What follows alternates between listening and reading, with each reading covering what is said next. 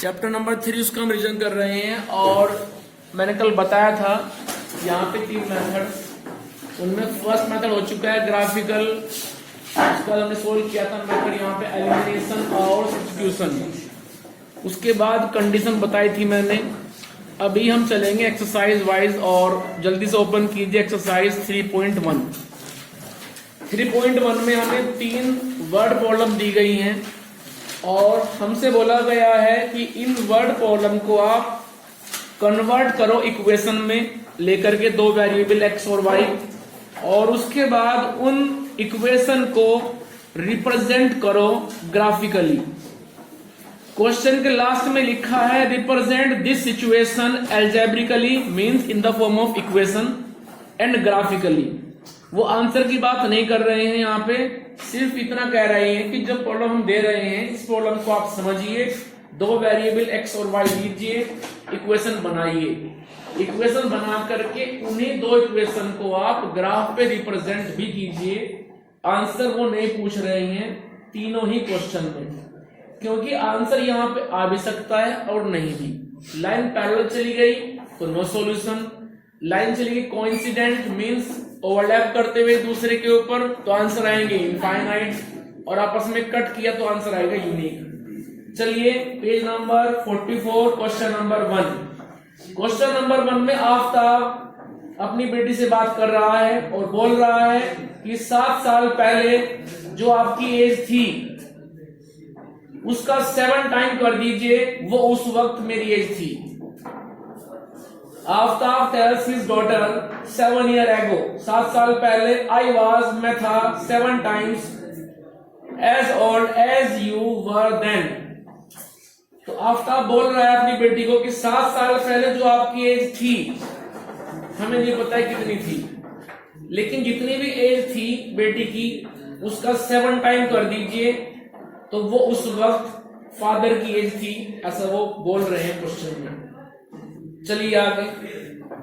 अब दोबारा से आफ्ताब बात कर रहा है और बोल रहा है ऑल्सो, यदि हम बात करें 3 years फ्रॉम नाउ, अब से 3 साल बाद, तो आफ्ताब बोल रहा है अपनी बेटी को कि आज से 3 साल बाद जितनी एज आपकी होगी उसका 3 टाइम कर देना, वो उस वक्त 3 साल बाद मेरी एज हो जाएगी, ऐसा आफ्ताब बोल रहा है। ठीक है, अब सुनो। तो आफ्ताब ने एक बार बात की पास्ट में और एक बार बात की उसने फ्यूचर में। पास्ट में गया है वो 7 साल पीछे और फ्यूचर में गया है वो 3 साल आगे।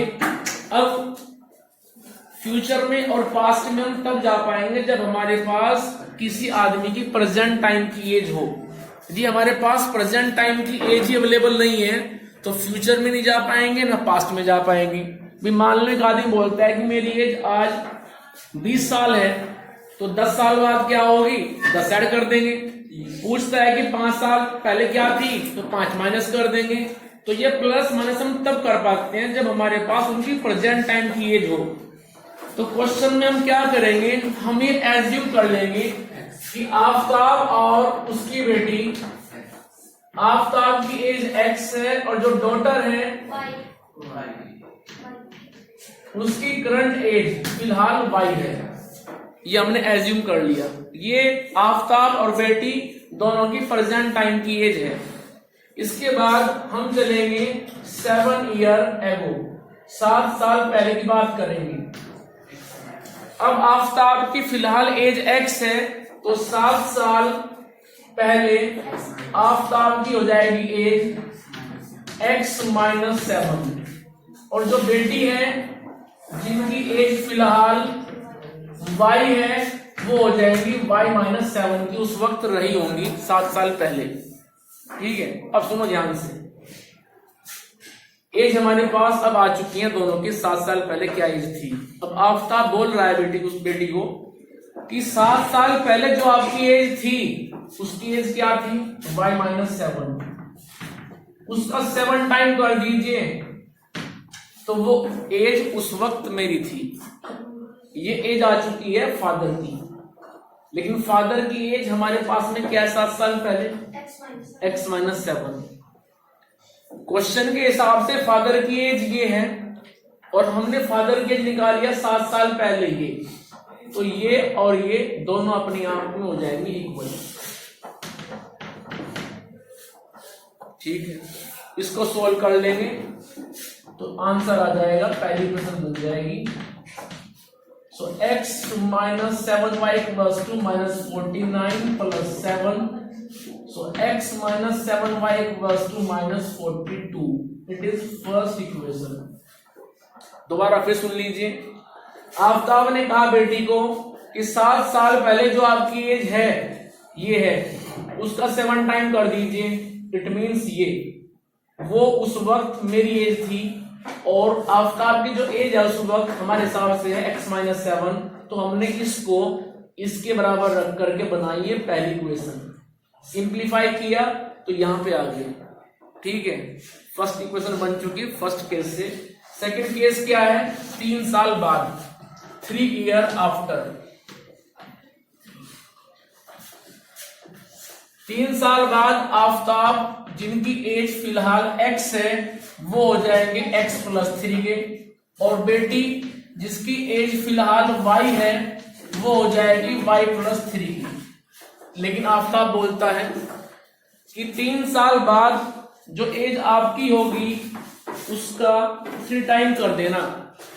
बेटी की एज है 3 साल बाद y प्लस 3, उसका 3 टाइम कर दिया तो ये एज फिलहाल 3 साल बाद हो गई आफ्ताब की, बट आफ्ताब की एज हमारे हिसाब से क्या है, x प्लस 3। ठीक है, तो ये भी एज आफ्ताब की है 3 साल बाद क्वेश्चन के हिसाब से, ये भी एज आफ्ताब की है 3 साल बाद हमारे हिसाब से, तो दोनों को इक्वल रखिए और बनाइए अपनी दूसरी equation. So x plus 3 equals to 3y plus 9, solve कर लीजिए, x minus 3y equals to 9 minus 3 means 6, तो ये बन गई सेकेंड इक्वेशन। तो पहला काम तो पूरा हो गया जो कह रहे थे, बाद में एल्जेब्रिकली मींस इक्वेशन बन चुकी हैं, आधा पार्ट पूरा हो क्वेश्चन में, आधा बचता है ग्राफिकली के लिए। तो ग्राफिकली के लिए क्या करेंगे आप, इन दोनों के लिए बनाएंगे पॉइंट टेबल। कैसे, पहले बनाते हैं इसके लिए, तो यहां से x कितना आएगा, 6 प्लस 3y, तो फटाफट यहां पे y रखते जाओ, x निकालते जाओ। अब देखो मैं y को रखूंगा 0, तो बनेगा 6 प्लस 3 इंटू 0, अपने दिमाग में सोल्व कीजिए, 6 plus 3 into 0 means 0, 6 plus 0 means 6 आ जाएगा। रखिए y को 1, तो x कितना आएगा 9, क्योंकि 6 प्लस 3 1 जा 3, सो 3 प्लस 6 9। रखिए y को 2, तो 2 3 जा 6, 6 प्लस 6 12, जब y होगा 2। रखिए उसके बाद में y को 3, तो आ जाएगा 3 3 जा 9, 9 प्लस 6 15। तो इस तरह से हमने ये पॉइंट टेबल तैयार कर ली सेकेंड इक्वेशन के लिए। तैयार करो फर्स्ट के लिए भी, चलो मैं करता हूं। फर्स्ट मेरे पास बनेगी x इक्वल्स टू माइनस 42। एक बात और ध्यान रहे, कोई फिक्सिंग नहीं है कि मैंने y को जो लिया है वही आप x को लेंगे। आप y को ले सकते हैं निगेटिव में भी, -1, -2, -3, इस तरह से। इक्वेशन जहां को जानी है वो वहीं को जाएगी। ठीक है, आपके पॉइंट चाहे कुछ भी हो, यदि वो पॉइंट आपने सही निकाले हैं तो लाइन जहां को जानी है वो वहीं को जाएगी। ठीक है, तो इस बात से कभी मत होना कि कभी पॉइंट सोचे कि यही लेने हैं एग्जाम में भी, ऐसी कोई फिक्सिंग नहीं है। आप पॉइंट कुछ भी रखिए, what ever, may be negative may be positive, answer सही आएगा आपका। चलिए बात करते हैं फर्स्ट लाइन की। तो x equals to -42 plus 7y। पहले मैं यहां पे रखता हूं y को 0, x y, रखिए y को 0, तो 7 टाइम्स 0 बनेगा 0। जब 0 को ऐड करेंगे आप यहां पे तो यही रहेगा फिर, तो y मेरे पास में फिलहाल है 0। उसके बाद रखिए y को आप 2 रखिए, तो बनेगा 2 7 जब 14, और 14 जब ऐड होंगे -42 में तो कितना बचेगा 28। रखिए उसके बाद में y को 4 रखिए, तो ये बनेगा 4 7 जब 28, और 28 इसमें से कटेंगे तो कटने के बाद बचेगा मेरे पास में 14। अब रखिए y को आप 6, तो 6 7 जा 42, उतना ही पॉजिटिव उतना नेगेटिव 0 हो गया। ठीक है, तो यहां तक करने के बाद अब जाएंगे आप ग्राफ पे, और ग्राफ पे आप इन दोनों को रिप्रेजेंट कर देंगे।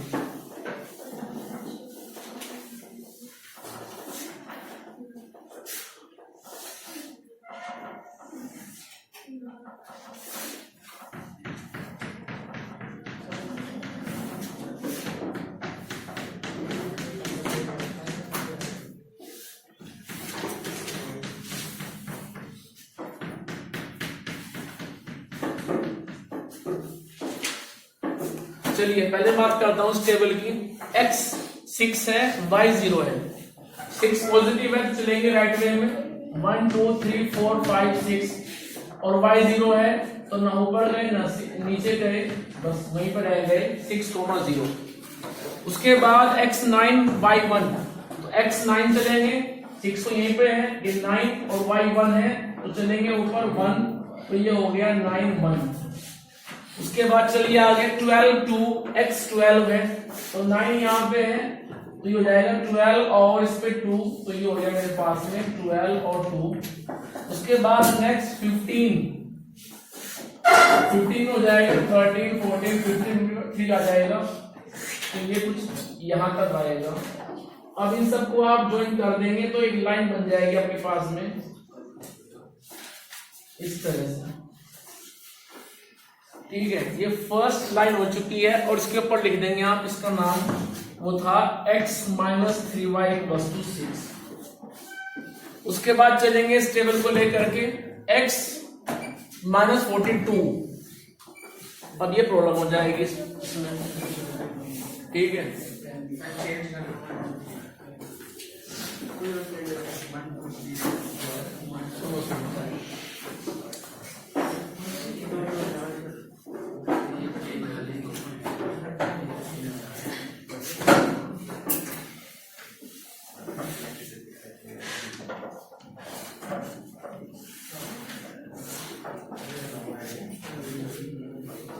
देखो किसी भी लाइन को ड्रॉ करने के लिए कम से कम चाहिए होते हैं 2 पॉइंट, ये बात ध्यान रखें आप कहेंगे सर 1 पॉइंट तो नहीं होता। यदि मेरे पास में 1 पॉइंट है तो इसका ये ड्रॉबैक है, लाइन जब इस पॉइंट से पास होगी तो डायरेक्शन फिक्स नहीं हो पाएगी। हो सकता है कि वो चली जाए ऐसे, वो चली जाए इस तरह से, या फिर ऐसे, या फिर ऐसे। तो कम से कम जो हम बात करते हैं 2 पॉइंट को इसलिए करते हैं कि यदि हमें 2 पॉइंट मिल गए तो इट मीन्स लाइन की डायरेक्शन फिक्स हो गई कि वो अब ऐसे ही जाएगी उन 2 पॉइंट से होते हुए। ठीक है, तो कम से कम 2 पॉइंट तो आप टेबल में जरूर निकालें।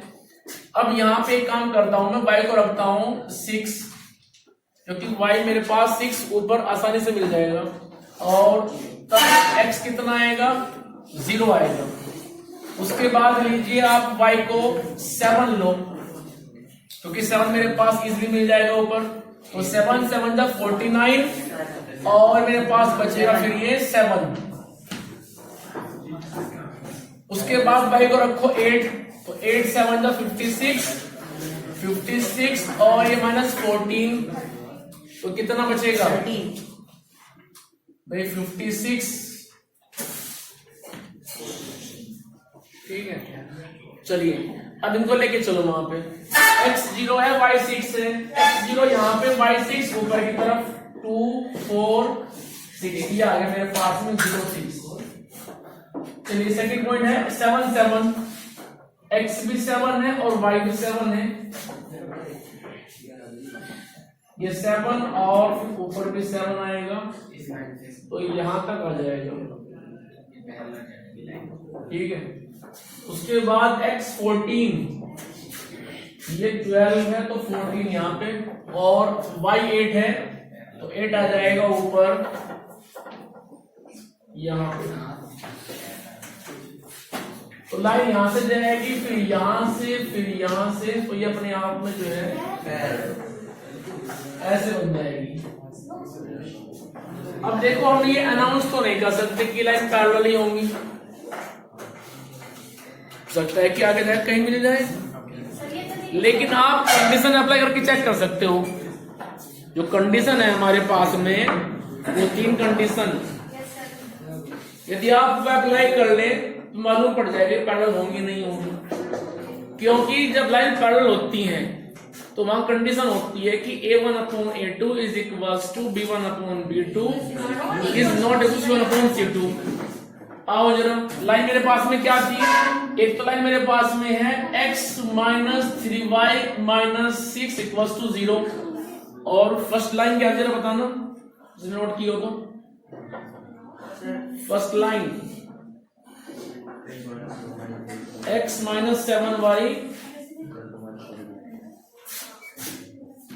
x minus 7y plus 42 equals to 0। अब देखो A1/A2 तो आएगा 1 और B1/B2 आएगा 3/7। इट मीन्स ये आपस में कट करेंगी। A1/A2 B1/B2 अपने आप में इक्वल नहीं है, तो ये आगे की तरफ या फिर पीछे की तरफ जब इसको ग्राफ पे आप ड्रॉ करेंगे तो मालूम पड़ जाएगा आपको, जिधर गैप कम होता चला जाएगा उधर ये कट करेंगे कुछ देर के बाद में। ठीक है, तो हमें तो सिर्फ इनको रिप्रेजेंट करना था ग्राफ के ऊपर, हमने कर दिया, हमारा काम खत्म हो गया है। चलिए, नहीं सोल्यूशन नहीं देना है, वो पूछिए नहीं इसका सोल्यूशन। सेकंड पाइए जरा, question number 2 and question number 3 दोनों सेम है। मैं क्वेश्चन नंबर 2 करा रहा हूं, 3 आप खुद कर लेना। क्वेश्चन नंबर 2 में कह रहे हैं a coach of cricket team, cricket team के जो कोच है उन्होंने 3 बैट लिए, 6 बॉल ली और शॉपकीपर को पे किया 3900 रुपीज। उसके बाद वो नेक्स्ट डे फिर गए, उन्होंने वहां से 1 बैट लिया, 3 बॉल्स ली और शॉपकीपर को पे किया 1300 रुपीज। तो पूछ रहे हैं आपसे कि इस सिचुएशन को आप रिप्रेजेंट करें, पहले अलजेब्रिकली फिर ग्राफिकली। तो हम यहाँ पे एज्यूम कर लेंगे let cost of 1 bat is ₹X and cost of 1 ball is ₹Y। तो उसके बाद बनाएंगे 2 लीनियर इक्वेशन x और y में, फिर सोल्व करेंगे उनको ग्राफिकली। आइए जरा मान लेते हैं कि जो बैट है, ये क्वेश्चन नंबर 2 है, जो बैट है उसकी कॉस्ट x है और जो बॉल है उसकी कॉस्ट मान लेते हैं y। जब फर्स्ट डे गए तो उन्होंने शॉपकीपर से 3 बैट लिए। अब जब 3 बैट लिए हैं, कॉस्ट ऑफ 1 बैट ₹X है, तो 3 बैट की हो जाएगी 3x। बॉल उन्होंने लिए हैं उस दिन 6 and we know that cost of 1 ball is ₹Y, so cost of 6 ball will be 6y. So first equation will be 3x plus 6y equals to 3900 rupees। ठीक है, इसको आप चाहें तो थोड़ा सा इजी कर सकते हैं डिवाइड करके 3 से, क्योंकि 3 से ये भी कट रहा है, ये भी कट रहा है और ये भी कट रहा है। सो फर्स्ट इक्वेशन बन गई x plus 3y equals to 1300।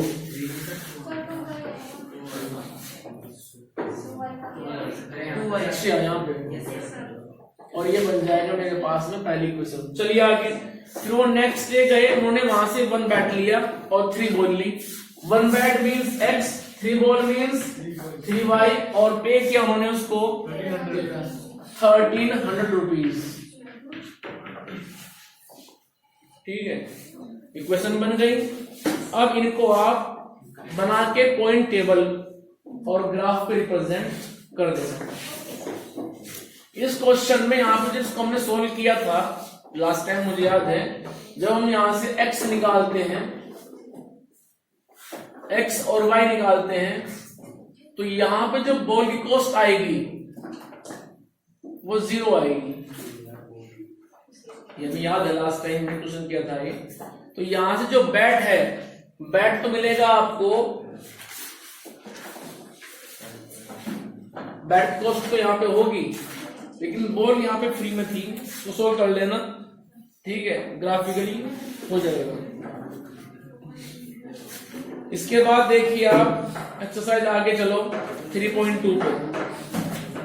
3.2 page number है 49, जल्दी से आगे आओ और बुक में देखो क्वेश्चन नंबर 1। क्वेश्चन नंबर 1 के अंदर दो वर्ड प्रॉब्लम दी हुई है, दोनों को चेंज करना है in the form of equation और फिर बताना है उनका सॉल्यूशन ग्राफिकली। क्वेश्चन नंबर 1 में जो फर्स्ट पार्ट है वो कह रहे हैं 10 स्टूडेंट ऑफ क्लास 10th के 10 बच्चों ने पार्टिसिपेट किया मैथमेटिक्स क्विज में और उन बच्चों में नंबर ऑफ गर्ल्स 4 ज्यादा है नंबर ऑफ बॉयज से, ऐसा वो कह रहे हैं। 10 बच्चों ने पार्टिसिपेट किया, उन 10 बच्चों में गर्ल्स 4 ज्यादा हैं बॉयज से, तो वो पूछ रहे हैं आपसे कि बताओ नंबर ऑफ बॉयज क्या है और नंबर ऑफ गर्ल्स क्या है उस क्विज के अंदर जिन्होंने पार्टिसिपेट किया है।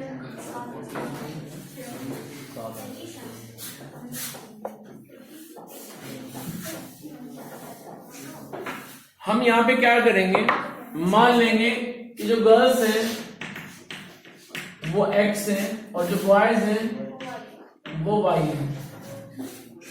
अब क्वेश्चन में कह रहे हैं कि बच्चे 10 गए थे, it means a combination of girls and boys वो 10 था, तो बनेगी पहली इक्वेशन x + y = 10। ठीक है, अब चलते हैं उनकी दूसरी बात पे। उन्होंने क्या कहा कि गर्ल्स बॉयज से 4 ज्यादा है, गर्ल्स बॉयज से 4 ज्यादा है। ठीक है, इट मींस y में ऐड करो +4, गर्ल्स बॉयज से ज्यादा है ना। यदि बॉयज वहां पे 2 गए हैं तो उन 2 में 4 को ऐड करो तो 6 अपने आप में गर्ल्स आ जाएंगी, ऐसे तो कह रहे हैं। नंबर ऑफ गर्ल्स बॉयज से 4 ज्यादा है, तो जब बॉयज में ऐड करोगे 4 तब तो मिलेगी क्वांटिटी ऑफ गर्ल्स, तो ये बनेगी मेरे पास दूसरी इक्वेशन। तो x - y = 4। अब इन दोनों को आप ग्राफ पे रिप्रेजेंट कर लेंगे या नहीं कर पाएंगे? भाई जो पहली इक्वेशन है यहां से x निकाल लो, 10 - y आ जाएगा। अब y रखते जाओ, x निकालते जाओ। y रखेंगे हम 0, x आएगा 10, y रखेंगे 1 तो 9, 2 रखेंगे तो 10 - 2 8, 3 रखेंगे 7, 4 रखेंगे तो 6, तो बन गई पॉइंट टेबल। अब आ जाओ दूसरी इक्वेशन पे, वहां से निकालिए x की वैल्यू, वो कितना आएगा 4 + y, तो रखते जाओ y की वैल्यू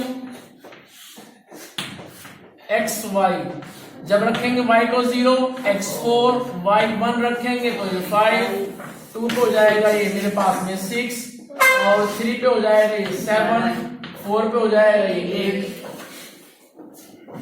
तो टेबल बन गई है। इसके बाद ग्राफ पे जाकर के इनको रिप्रेजेंट कर देना, स्केल की हेल्प से उनको आपस में मिला देना। तो यहाँ पे ये दो लाइन कट करेंगे आपस में, और जहां कट करेंगी वो आपका आंसर बनेगा। सेकंड पार्ट भी ऐसे ही होगा। क्वेश्चन नंबर 1 में वहां पे पेंसिल और पेन की बात कर रहे हैं। क्वेश्चन नंबर आइए फटाफट 2 पे। 2 में कंडीशन यूज करने के लिए कह रहे हैं।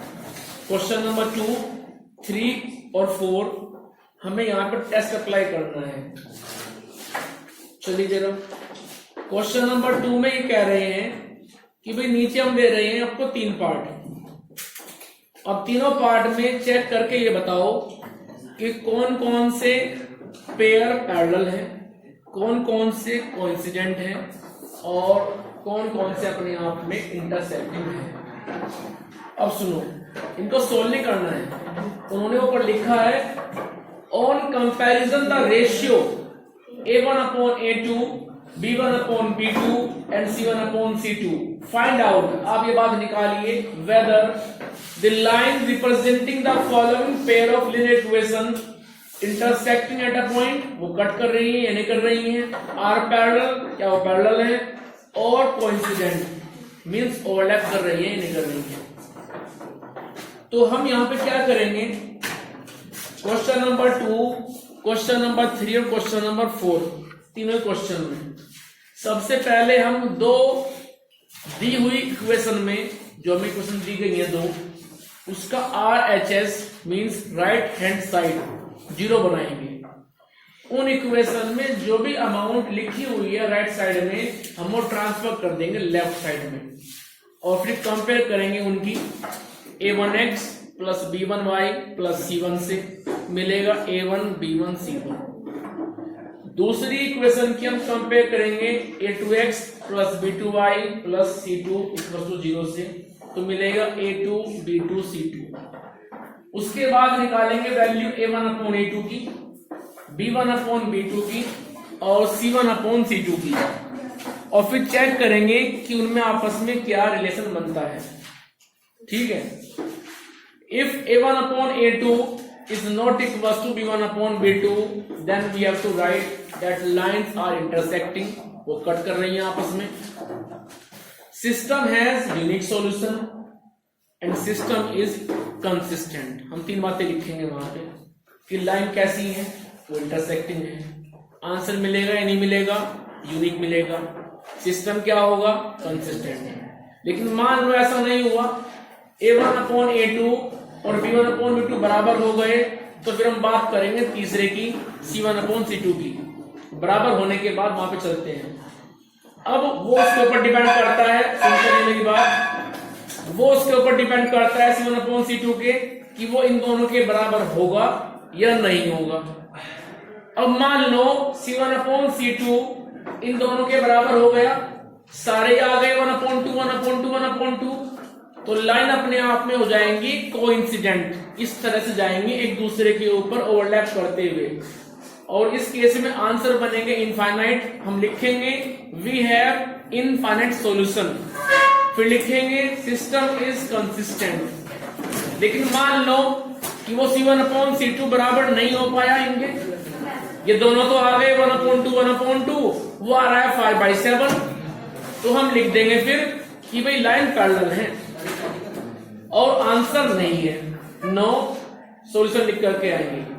फिर लिखेंगे सिस्टम इज इनकंसिस्टेंट। जब आंसर नहीं मिलता है तो सिस्टम होता है इनकंसिस्टेंट। जो ये तीन बातें हम लिखते हैं, उन तीन बातों में से पहली बात कि लाइन कैसे जाएंगी वो पूछी गई है क्वेश्चन नंबर 2 में। जो लिखते हैं हम दूसरी बात कंसिस्टेंट और इनकंसिस्टेंट, वो उन्होंने किए क्वेश्चन नंबर 3 के अंदर। और उसके बाद चौथी बात कि भाई वो लाइन आपस में कट कर रही हैं तो आंसर यूनिक है, कुछ सारी बात हम लिखते हैं। वो तीनों बातें, वो तीनों पूछी गई हैं क्वेश्चन नंबर 4 में। तो क्वेश्चन नंबर 2 3 4 ये सारे के सारे एक ही तरीके से होने हैं। उसके बाद 5 6 7 ये वर्ड प्रॉब्लम है, इनको मैं डिस्कस करूंगा फिर नेक्स्ट वीडियो में।